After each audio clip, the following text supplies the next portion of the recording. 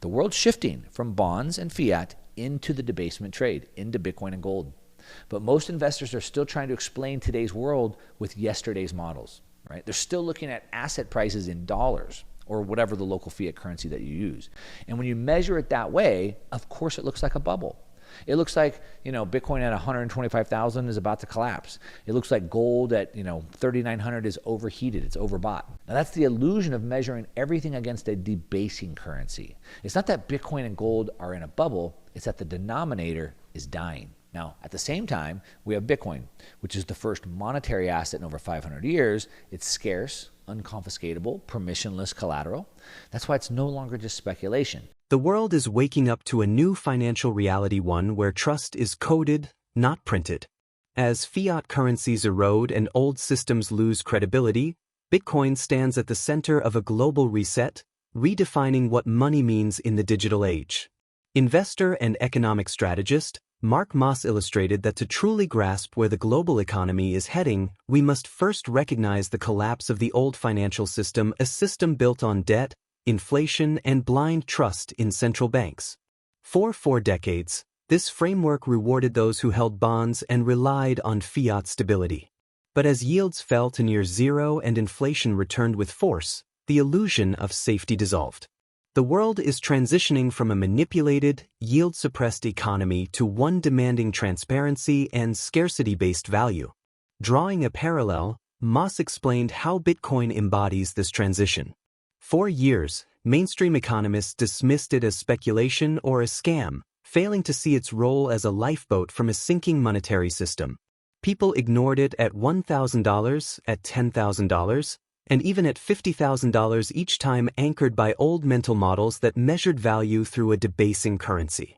Moss pointed out that when investors view Bitcoin or gold through the lens of fiat, they mistakenly perceive bubbles.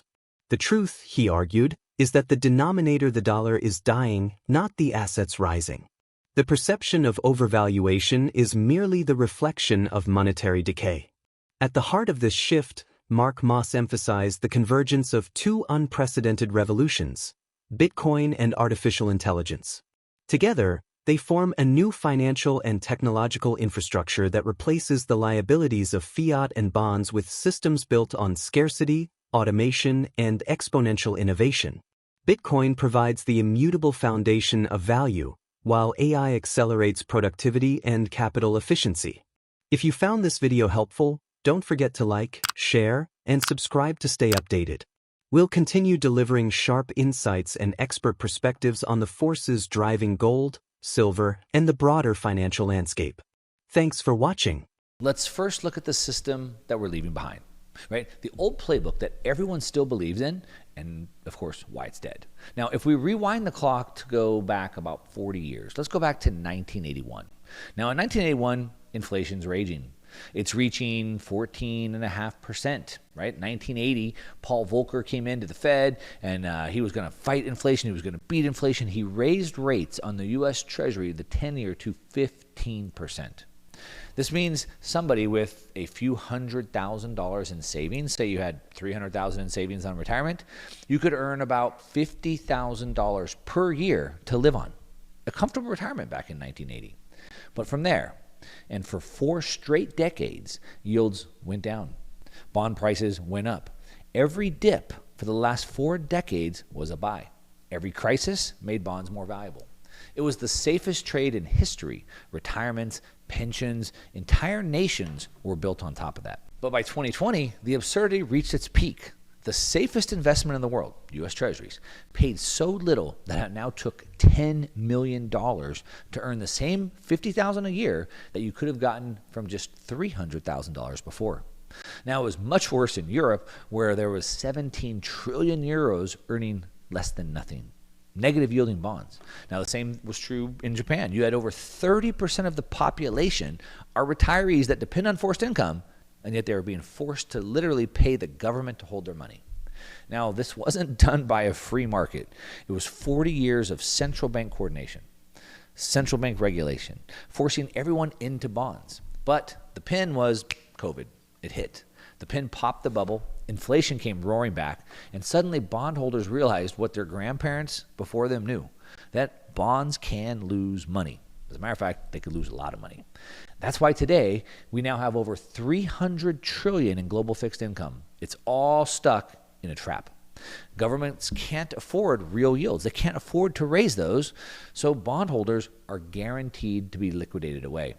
And now the world's finally waking up to this. Even JP Morgan just put out a report. They have a name for it. It's called the debasement trade. Investors are bailing out, right? They're bailing out of fiat. They're bailing out of bonds. They're running into assets that you can't print more of. Gold, and especially Bitcoin. Joe Nocera, he's a New York Times columnist. In 1999, he said the idea that Amazon can be the Walmart of the web is silly. New York Times 2006 said about YouTube, a site for home videos, a little weird, mostly useless. And here we are on YouTube today.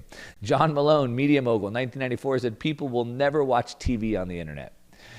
Look, I don't want to call these people out, but I just did. But the reason why is because of the paradigm shift. It's really hard to see it. Most people would rather be wrong because it's comfortable. And that's why over the last decade, people dismissed Bitcoin as a scam, right? They missed it under 1,000, 10,000. They missed it at 50,000. Right now, we're living through the same thing. The world's shifting from bonds and fiat into the debasement trade, into Bitcoin and gold. But most investors are still trying to explain today's world with yesterday's models, right? They're still looking at asset prices in dollars or whatever the local fiat currency that you use. And when you measure it that way, of course, it looks like a bubble. It looks like, Bitcoin at 125,000 is about to collapse. It looks like gold at, 3,900 is overheated. It's overbought. Now, that's the illusion of measuring everything against a debasing currency. It's not that Bitcoin and gold are in a bubble. It's that the denominator is dying, right? That's why they can't see it. That's why the wealth transfer is going to happen much faster than people can even understand. Most people are still using old models to explain this new world, okay? So, what are the new models? Okay, this is where it starts getting interesting. I love cycles. I love watching one cycle end and the next cycle start, and I like the overlap of each one. We're watching two cycles, two paradigm shifts converging at the same time. Now, the first one is a monetary and a financial revolution cycle. It happens about every 80 years, okay? This is about how long the current bond market took to rise, reach maturity, and then reverse all the way back down and collapse.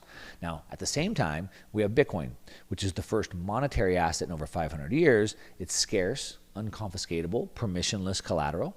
That's why it's no longer just speculation. It's becoming the foundation of this new financial system, right? It's the smartest money in the world isn't just buying Bitcoin to trade it. They're building yield products, treasuries, corporate balance sheets all around this. They're engineering an entirely new fixed income market on top of Bitcoin. Now, the second cycle is technological. About every 50 years, we get a quantum leap. We get a convergence of new technologies. So right now, that's Bitcoin and AI. And these are not just another tech trend. It's an exponential curve colliding with the monetary reset. So AI is driving productivity. It's disrupting industries. It's accelerating capital flows faster than our intuition can even track it. And when you combine AI's exponential growth with Bitcoin's absolute scarcity, you get this flywheel effect. No previous generation has ever had access to that. All right? This is why the so-called debasement trade isn't just a short-term hedge against deficits or shutdowns. It's the front row of a new wealth cycle. It's a cycle where bonds and fiat aren't the bedrock anymore. Their liabilities. Now, Bitcoin and AI become the twin engines of growth, value, and security. Right? That's the shift. That's what most people can't see at this point. Right? They're still measuring assets in dollars, still trying to explain today with yesterday's models.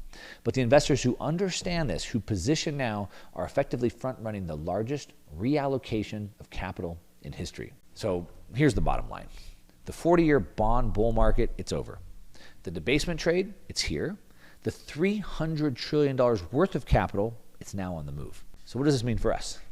Well, it means that if we're still relying on a 60-40 portfolio, if you're still trusting bonds, if your financial advisor is still using the same playbook, then you're fighting the last war, right? That strategy, it worked for your parents, but it's not going to work for you. Here's why.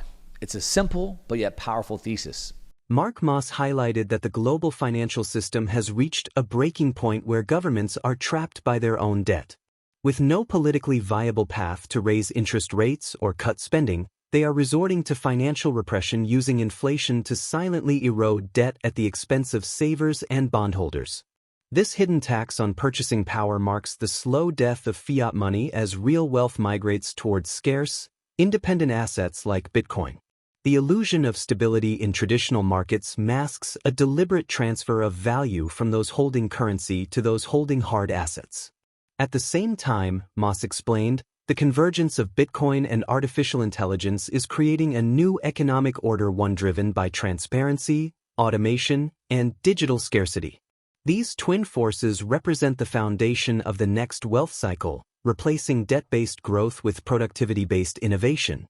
Yet, most investors remain trapped in outdated mental models, unable to see beyond fiat-denominated valuations.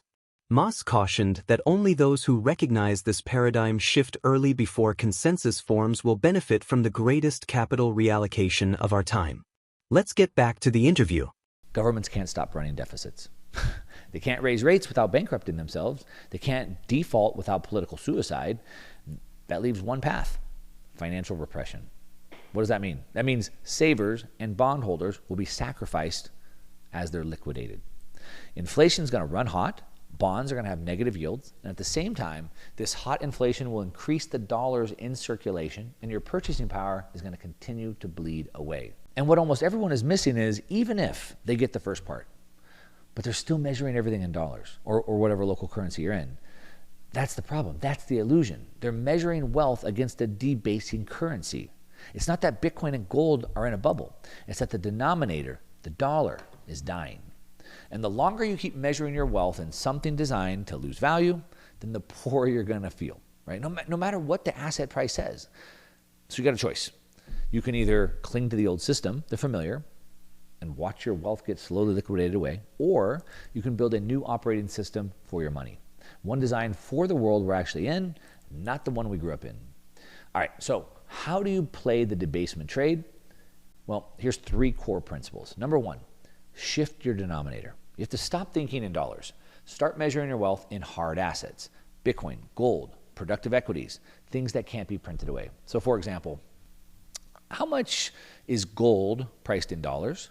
How much is gold priced in oil or priced in Bitcoin? Same for Bitcoin. Is it an all-time high in dollars, or is it an all-time high in gold or oil? And when you price it in gold, then you can see that we're nowhere near the top. We're nowhere near all-time highs. We have plenty of room to run. It starts looking different. Number 2, balance scarcity with cash flow. You see, gold and Bitcoin preserve value, but they don't yield by themselves. But if you pair them with productive assets or new structures like Bitcoin treasury products, then they create real income. Or you can harvest the appreciation from these assets with debt and leverage. Number 3, stay early, stay adaptive. Because by the time Wall Street reaches consensus, the biggest gains, they're gone. You got to position yourself ahead of the crowd. Then you keep adapting as the new system continues to build. All right. This is how you turn the debasement trade from a defensive hedge into an offensive wealth strategy. All right. Now, if you really want to understand the bigger picture, right, the convergence of AI and Bitcoin, the 2 paradigm shifts colliding to create the next wealth cycle, and the exact assets and stocks that I'm buying right now to profit from this while the old paradigm collapses, why don't most people see this shift, right? Even when it's happening right in front of your eyes. Because although when you hear it all laid out like I laid it out for you, it seems pretty obvious, right? The bond bull market is dead. JP Morgan is literally calling it the debasement trade. But yet most people still don't see it. They don't see it because of psychology. Accepting a paradigm shift is painful. It creates what we call cognitive dissonance. It forces you to admit that everything you've been taught is wrong. It forces you to admit that decades of financial frameworks, advice, even your identity as an investor, it no longer works. And that's the most painful part, right? Most people would rather stay wrong together than be right alone. I know it sounds crazy, but it's true, because humans rely on pattern recognition. We assume the future looks like the past. And so because the past was 40 years, the pattern was simple, right? Buy bonds, trust the 60-40 portfolio, don't fight the Fed. Now that script is sort of hardwired in right now. It's hardwired into the advisors, into the pension fund managers, and it's even wired into your dinner table conversations. But when the paradigm shifts, those old rules become traps. Yet people cling on to them, right? They want to hold on to them either way because they're familiar. They feel safe. even when it's broken. And then there's the consensus problem. Most people wait for consensus before they believe something. But by the time consensus forms, the opportunity of the shift, it's already passed. Now, history is full of smart people that miss these paradigm shifts in real time. Nobel Prize winners, CEOs, the media. I mean, some ones I can think of, Paul Krugman, right? He's a Nobel Prize winning economist. 1998, he said that by 2005 or so, it will become clear that the internet's impact on the economy has been no greater than the fax machine. Clifford Stoll, astronomer, in 1995, wrote in Newsweek, he said that the truth is no online database will replace your daily newspaper. No computer network will change the way government works. The world stands at the intersection of two monumental paradigm shifts, monetary and technological, marking the end of a 40-year debt-fueled era and the beginning of a new system built on scarcity, transparency, and innovation. As governments resort to financial repression and fiat currencies continue to erode, investors face a stark choice: cling to the comfort of obsolete frameworks or adapt to a reality defined by Bitcoin, gold, and AI-driven productivity. The illusion of wealth measured in a debasing currency is fading, and those who recognize that bonds and fiat are now liabilities, not assets, will be the ones to participate in the greatest reallocation of capital in history.